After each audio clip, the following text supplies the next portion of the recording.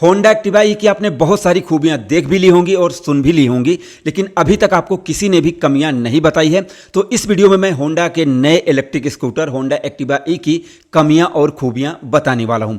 अब इतना सुनते ही बहुत सारे लोग ये कहेंगे, शायद कहें तो मैं खुद ही बता देता हूं, लोग ये कहेंगे कि भाई तेरे को नहीं बुलाया गया इसीलिए तू ऐसी वीडियो बना रहा ना। जी हाँ, मुझे नहीं बुलाया गया, और क्यों नहीं बुलाया गया ये आप जाकर कंपनी से पूछो। लेकिन मैं मोटरसाइकिल और स्कूटर के बारे में वीडियो बनाता हूं, इसलिए कंप्लीट डिटेल मैं आपको इस वीडियो में होंडा एक्टिवा ई के बारे में देने वाला हूं। और हाँ भाई, ईमानदारी से अगर आपको वीडियो पसंद आती है तो प्लीज़ लाइक करें, अगर नहीं भी पसंद आती है तो कमेंट में जो मर्जी हो लिखकर जरूर जाना। शुरुआत करते हैं कमियों और खूबियों से। तो देखिए, सबसे पहली बात तो इतने दिनों से एक हाइप थी कि होंडा का एक नया इलेक्ट्रिक स्कूटर आ रहा है और आते ही एकदम तहलका मचा देगा। लेकिन आप YouTube पर खुद जाकर देख सकते हैं, बहुत सारे लोगों ने ये वीडियो बनाई हुई है कि खोदा पहाड़ निकली चाहिए, मतलब लोग खुश नहीं हैं। लोगों को ये लग रहा है कि जितना सोचा था उस हिसाब से नहीं निकला। और कमेंट अगर आप जाकर पढ़ेंगे तो भी आपको पता चल जाएगा कि मैं कितना सही बोल रहा हूं। तो जितनी हाइप थी उस हिसाब से नहीं निकला, ऐसा मुझे लग रहा है। अब इसके बाद खूबियों और कमियों की बात करेंगे।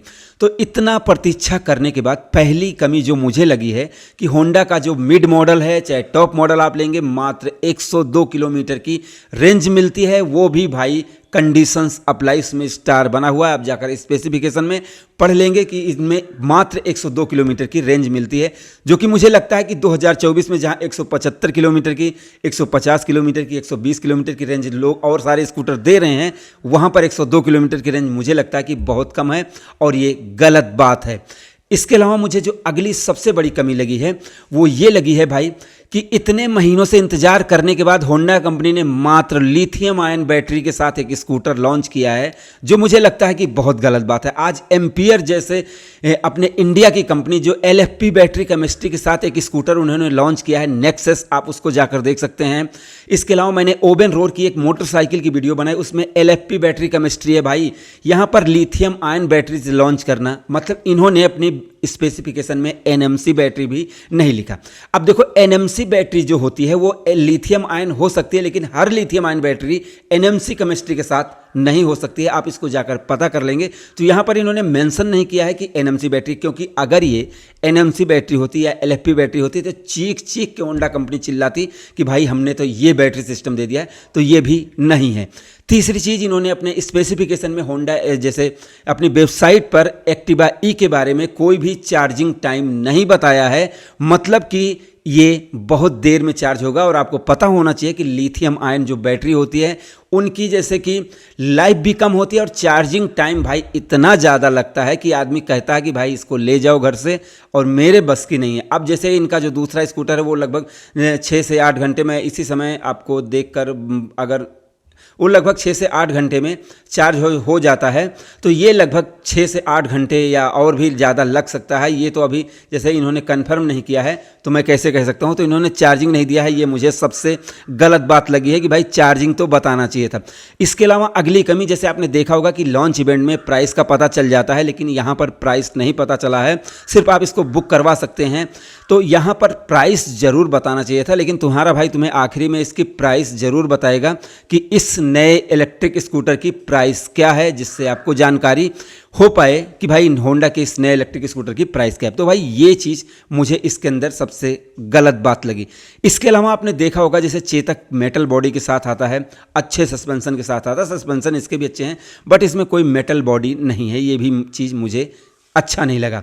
इसके अलावा इन्होंने वही जो एक्टिवा का इनका जो आई स्मार्ट वाला, जैसे इनका जो टेक्नोलॉजी वाला जिसमें चाबी नहीं लगती है, वही लॉक इन्होंने इसमें फिर से चिपका दिया, जो कि मुझे लगता है कि ये चीज़ अच्छी बात नहीं लगी है मुझे। अगर हम कुछ स्पेसिफिकेशन की बात करें इस एक्टिवा ई की, तो इसका वजन है 118 किलोग्राम, 1310 mm इसका व्हील बेस है, ग्राउंड क्लियरेंस 171 mm है, सीट हाइट है, सीट लेंथ है 675 mm, और इसके अलावा 6 किलोवाट की इसके मोटर की पीक पावर इसमें मिलती है। 1.5 किलोवाट के 2 बैटरी पैक मिलते हैं, IP65 प्रमाणित है ये सारी चीज़ें, और 5 इंच का आपको TFT स्क्रीन मिलेगा, और इसमें आपको 800x480 पिक्सल वाला मीटर मिलेगा, 1000 निट्स उसकी ब्राइटनेस रहेगी, और 3 मोड मिलेंगे मात्र, इकॉन और स्टैंडर्ड और स्पोर्ट, ये सारी चीज़ें इसमें आपको मिलेंगी। वारंटी की बात करें 3 साल और 50,000 किलोमीटर की वारंटी आपको मिल जाएगी। और आपको ध्यान देना है कि एक्टिवा ई में सारे फीचर्स नहीं मिलेंगे। जो इनका टॉप मॉडल है एक्टिवा ई होंडा रोड सिंक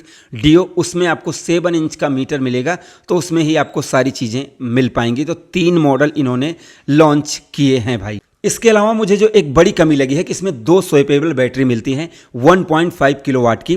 अब यहाँ पर 2 बैटरी देने का कोई मतलब नहीं बनता। जब 102 किलोमीटर की ही रेंज देनी है तो 2 बैटरी का मतलब नहीं बनता। अब आप पूछोगे कि क्यों? देखो भाई, अगर 2 बैटरी हैं तो वो जब आप निकालोगे, लगाओगे, किसी कपलर में, किसी सॉकेट में जाकर लगेंगी, और जब स्कूटर 50,000 किलोमीटर आपका पूरा कर लेगा, 3 साल पूरा कर लेगा मेरे भाई, तो उसके बाद निकालते और बैठाते समय अगर वो कपलर ढीला हुआ तो बार बार उसमें शॉर्ट सर्किट होगा और उसमें जैसे वो ज़्यादा दिक्कत पैदा करेगा। तो मुझे लगता है कि अगर एक ही बैटरी होती तो जैसे उसमें बूट स्पेस भी ज़्यादा होता और मुझे लगता है कि ये ज़्यादा अच्छा होता। इसके अलावा जैसे आपने सुना होगा कल लॉन्च इवेंट में बहुत सारे लोगों ने कहा कि 1 मिनट में ये चार्ज होता है स्कूटर। भाई मैंने एक वीडियो बनाई थी यामाहा R125 की, उसमें मैंने कोई गलत नहीं किया था, सिर्फ फोटो वीडियो थी। तो लोग कह रहे हैं कि भाई तुम गलत थंबनेल बना रहे हो। अब वहाँ पर आप लोग जाकर पूछो कि क्यों 1 मिनट में कोई स्कूटर 1 मिनट में चार्ज हो। अगर बैटरी बदलने को चार्जिंग नहीं बोलते हैं मेरे भाई, तो स्कूटर 1 मिनट में चार्ज नहीं होता। तो ऐसा नहीं है कि मैंने कोई गलत किया है भाई, जाकर देखो इतनी बड़ी बड़ी कंपनियां भी ऐसा ही करती हैं। अब यहाँ पर मैं कम शब्दों में अगर आपको पूरी बात बताने की कोशिश करूँ तो देखो, यहाँ पर ampere nexus, Bajaj Chetak, TVS iQube, यहाँ तक कि ओला का भी स्कूटर आप देखेंगे तो वो इनसे ज़्यादा फीचर्स दे रहा है। और 2024 में इन्होंने मात्र 102 किलोमीटर की रेंज निकाली है अपने स्कूटर में। मुझे लगता है कि ये गलत बात है। लिथियम आयन बैटरी जो जैसे कि उतनी ज़्यादा रिलायबल नहीं होती, उतना ज़्यादा ट्रस्टेबल नहीं होती, LFP बैटरी केमिस्ट्री सबसे ज़्यादा भरोसेमंद होती है, तो वो भी इन्होंने नहीं दी है। चार्जिंग टाइम इन्होंने बताया नहीं है, प्राइस इन्होंने बताया नहीं है, और इतना जल्दी जैसे स्वैपेबल बैटरी का सिस्टम रहेगा नहीं, चार्जिंग आप कैसे करोगे, ये सारी चीज़ें पता नहीं है। तो अगर आप एक स्कूटर खरीदने जा रहे हो तो देखो, मैं तो ये नहीं कह सकता हूँ कि आप कौन सा खरीदो, क्योंकि पैसे आपके हैं, पैसे आपको खर्च करने हैं, बाद में पछताना आपको है, समस्या होगी तो वो आपको होगी। अब आप एक चीज़ और सुन लो कि जैसे इन्होंने बनाया क्यों है और किसके लिए बनाया है। देखो, मुझे लगता है कि होंडा एक्टिवा ई को इसलिए कस्टमर के लिए नहीं बनाया गया है, वो खुद के लिए बनाया गया है, जिससे क्या है कि होंडा कंपनी उसमें से पैसे कमा सके। कैसे, मैं आपको बताता हूँ। देखो भाई, होंडा एक्टिवा बिक रहा है, सबसे मोस्ट सेलिंग स्कूटर है, और इन्होंने एक्टिवा ई लॉन्च किया है जिसमें मात्र 102 किलोमीटर की रेंज मिलती है, चार्जिंग का आता पता नहीं है। तो ऐसे में ये सोच रहे हैं कि जैसे इंडिया में अपने यहाँ जापानी चीज़ें बहुत पसंद की जाती हैं, बहुत ज़्यादा जापानी चीज़ों के पीछे लोग पड़े रहते हैं। तो कंपनी ने सोचा कि एक्टिवा के नाम पर ये बिक जाएगा, चाहे जो कुछ भी दे दो, ये बिकना ही बिकना है, तो इसलिए इन्होंने लॉन्च कर दिया। अब लोग ये कहेंगे कि ट्रस्टेबल है, भरोसेमंद है, तो टीवीएस iQube इतना गया गुजरा स्कूटर थोड़ी ना है, बजाज चेतक इतना गया गुजरा थोड़ी ना है, हीरो का बिडा इतना गया गुजरा स्कूटर थोड़ी ना है। आप जाकर देखो, उसमें भी सारी चीज़ें आपको देखने को मिल जाएंगी। तो यहाँ पर ये चीज़ मुझे लगता है कि उतनी ज़्यादा पसंद नहीं आएगी लोगों को। मेरा क्या है, अब आप लोगों के ऊपर है, मुझे इसमें कुछ नहीं कहना है। मेरे हिसाब से मुझे जो लगा कि इतनी चीज़ें थी जो कंपनी को ज़रूर ध्यान देना चाहिए था कि कम से कम 150 किलोमीटर की रेंज टॉप मॉडल में 175 की दे देते, मिड वाले में 150 की दे देते, और जो लोअर मॉडल है, क्योंकि अगर कोई ईवी खरीद रहा है भाई तो वो रेंज के लिए खरीद रहा है। अगर उसको जैसे म्यूजिक चलाना है या टीवी देखना है तो फिर या तो टीवी टांग दो, वो कर लेगा। इतने फीचर्स के जैसे हम स्कूटर अगर कोई खरीदने जा रहा है तो उसको रेंज चाहिए भाई, और वो चीज़ इसमें नहीं मिल रही है। 80 की टॉप स्पीड मिल रही है, जो कि मुझे लग रहा है कि उतना चल जाएगा, कोई दिक्कत नहीं है। तो अगर मैंने आपको कमियां बता दी, खूबियों की बात करें तो भाई देखो, होंडा का प्रोडक्ट है, बड़ी कंपनी का प्रोडक्ट है, सेकंड लार्जेस्ट मैन्युफैक्चर कंपनी है, और इसके अलावा जैसे भरोसेमंद भी हो सकता है, सर्विस भी मिल सकती है। अभी मैं कोई गारंटी नहीं दे रहा हूँ, लेकिन इतनी सारी चीज़ें हो सकती हैं। बाकी मॉडल और डिज़ाइन तो ठीक लग रहा है, इसमें कोई शक नहीं है। और हाँ भाई, मैंने होंडा एक्टिवा ई की प्राइस नहीं बताई, मैं भूल गया हूँ। तो मैं आपको बता दूं कि लगभग ये स्कूटर 1 लाख के ऊपर जाएगा, लगभग 1,20,000 रुपये तक जाना चाहिए, कंफर्म तो नहीं है, लेकिन 1,20,000 रुपये तक जाएगा ये। और अगर 1,20,000 रुपये तक जाएगा तो फिर आप लोग देखें कि कैसा रहेगा, क्योंकि जब इसकी प्राइस आ जाएगी तब मैं आपको बताऊंगा कि ये अच्छा है या फिर नहीं है। ये तब तक आप लोग ये खुद डिसाइड करें कि ये स्कूटर कैसा है, क्योंकि मैंने आपको इसकी कमियाँ खूबियाँ सब कुछ बता दी। अब आपको ये वीडियो कैसी लगी आप लोग अपनी राय जरूर दें। वीडियो हमारी पसंद आई हो please like share subscribe follow जरूर करें। और आप हमारे प्रोडक्ट को M2R प्लस पॉलिश को M2R शैम्पू को आप इसको खरीद सकते हैं। M2R माइक्रोफाइबर क्लॉथ को ये मीशो फ्लिपकार्ट अमेजन पर मिल रहे हैं। अच्छे प्रोडक्ट हैं, आप जाकर इनको देख सकते हैं, रेटिंग देख लें, सब कुछ देख लें, उसके बाद आप डिसाइड करें। बाकी ये आपकी बाइक स्कूटर कार को हमेशा सुरक्षित रखेंगे।